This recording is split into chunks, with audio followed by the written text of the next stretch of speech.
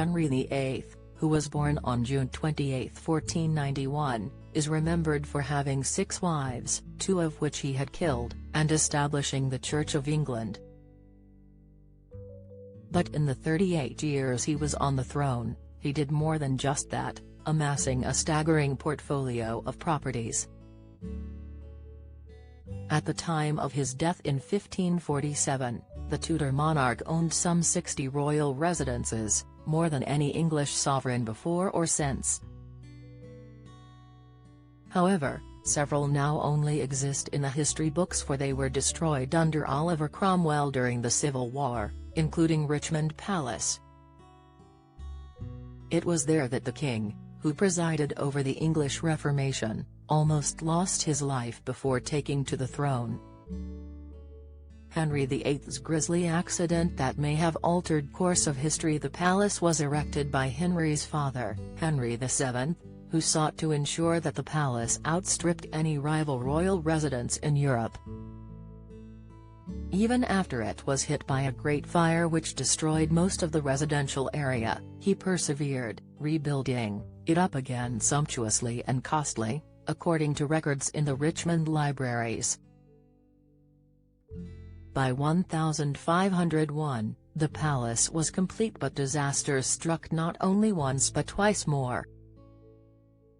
In 1506, there was another fire, albeit less significant than the previous one, destroying only the king's chamber but not the structure of the building itself. The following year, the then Prince Henry was walking through the galleries in the palace when they collapsed. Don't miss Edward VI, the boy king with the makings of a monster. Analysis: priceless heart pendant celebrating Henry VII's first marriage found. Report: mystery behind Henry VIII and Anne Boleyn's 2 weddings. Insight: the future king just managed to escape death, but the builders did not escape punishment. The incident also made Henry more aware of the future that lay before him as king, according to an expert. Head of Medieval Records at the National Archives, Sean Cunningham, told Surrey Live in 2021 that Thomas Banks, or Binks, was responsible for the faulty work. He said, he was the overseer of works for Henry VII. He was blamed completely for the failure.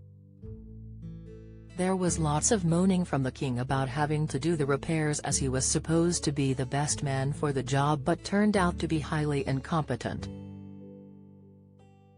He was sacked and probably fined.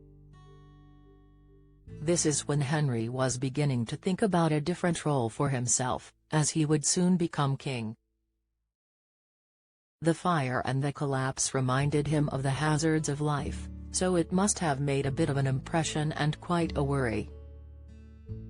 Just 2 years later, Henry took to the throne, celebrating Christmas that year at Richmond Palace alongside his queen and first wife, Catherine of Aragon.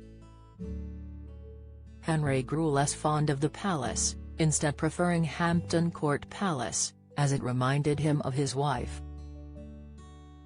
He later gave it to his 4th wife, Anne of Cleves.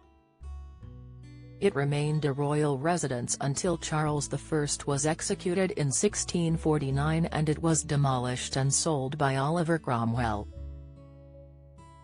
All that remains of the royal residence is the Gatehouse, which is now free to visit, nestled in a residential part of Richmond.